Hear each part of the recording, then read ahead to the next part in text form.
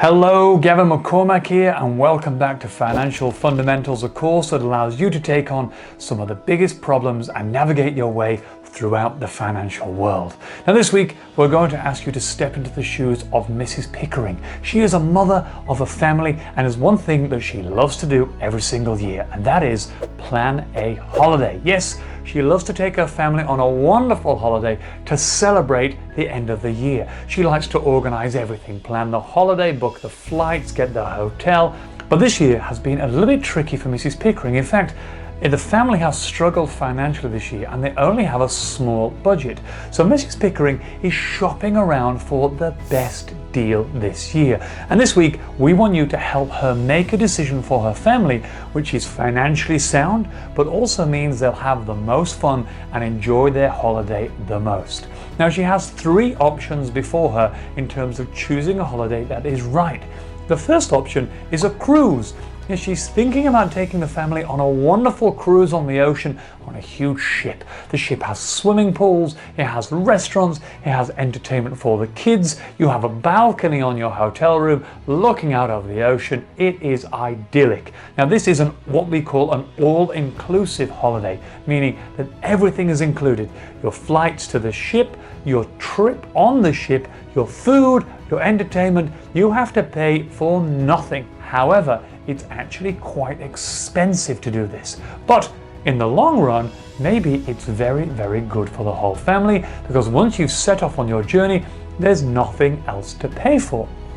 Now, the second thing that she's going to choose is actually a flight and a hotel package, meaning instead of the cruise, she's going to go to a holiday destination, and the booking will include the flight to the location plus the price of the hotel when they arrive. However, they will still need to pay for some other things like taxis, food, some entertainment while they're there, and this can be quite a consumption when you have a large family like Mrs. Pickering. Now, the third option she's got is just the flight only, meaning she's just going to book the flight to the location, and then she's going to have to pay for the hotel, the taxi, all the accommodation that involved with that, maybe food, all the meals in the morning, the breakfast, the lunch, the dinner, the supper, the cakes, the ice cream. It's all to be paid for. But this booking is very flexible indeed, because you're only paying for the flights. Now this week, Mrs. Pickering has to make this very tricky decision, and she needs your help. We need you to look on the sheet on the task card, analyze all of the information, look at her family size, look at how much disposable income she has, look at how much money she will have left over, and start to make some estimates as to which one will be the most financially sound for her family to take. As we know, she doesn't have much money to book this holiday.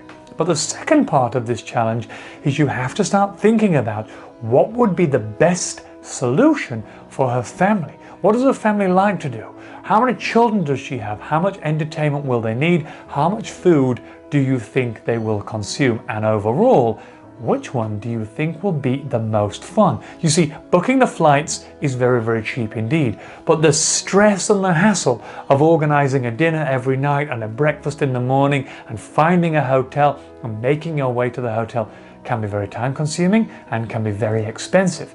But the all-inclusive cruise means that once they set off, they don't have to spend any more money, but everything's organized for them. But it can be very, very expensive. And then in the middle, you have the flights and the hotel, which is somewhere in the middle.